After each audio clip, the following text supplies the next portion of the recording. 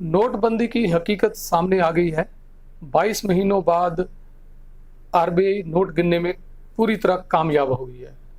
99.3% note जो है RBI के पास वापस आ गए हैं। कहा था काला धन वापस आएगा। नंबर एक बात, ये ऐसा दुनिया में पहली बार हुआ होगा कि काला धन, लोग कहेंगे काला धन है और ये मेरा बैंक में मेरे खाते में जमा कर लो। काला धन वो होता था जिसकी अकाउंटिंग नहीं होती थी। कोई आदमी अपने काले धन को बैंकों के अकाउंट में नहीं जमा करता था। 99.3% नोट वापस आने का मतलब है कि सारे की सारी करेंसी वापस आ गई।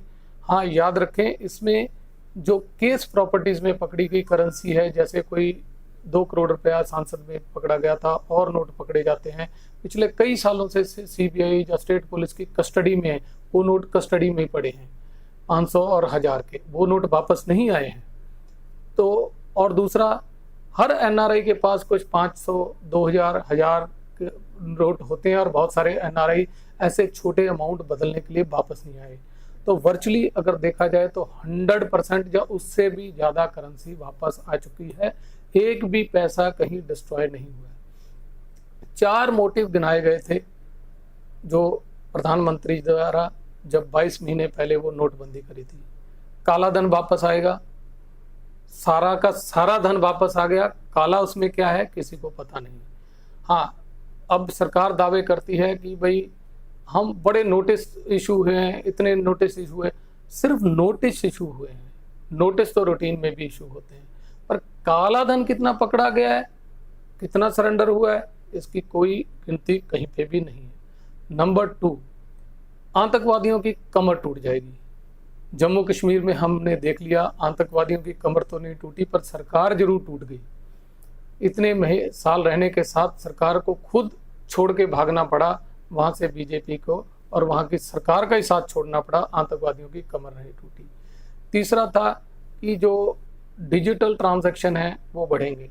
डिजिटल ट्रांजैक्शन कुछ बढ़े, पर फिर एक बार वापस जो है पुराने नोट बैंकों में गए, नए नोट वापस आए और नए नोटों से कैश का कारोबार पूरी तरह से जारी है। कोई भी बड़ी अचीवमेंट नहीं हुई। करोड़ों रुपए नोट छापने और उनको ट्रांसपोर्ट करने में, यहाँ तक कि इंडियन एयरफोर्स के हवाई जहाज भी यूज़ करने पड़े, वो है।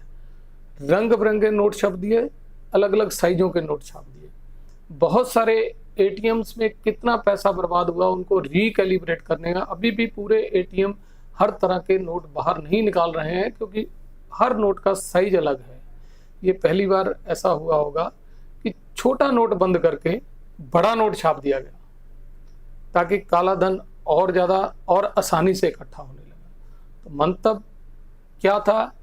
अभी बहुत सारे कह रहे हैं, हमें तो डर है कहीं ये ना सरकार कह दे कि काले धन का या नोटबंदी का जो मेन मकसद था, आज मकसद ही चेंज हो गया है।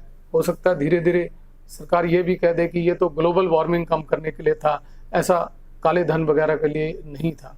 तो आपके सामने रिजल्ट हैं, किस तरह लोग तंग हुए, कितने लोग तंग हुए, कितना पैसा देश का बर्बाद हुआ।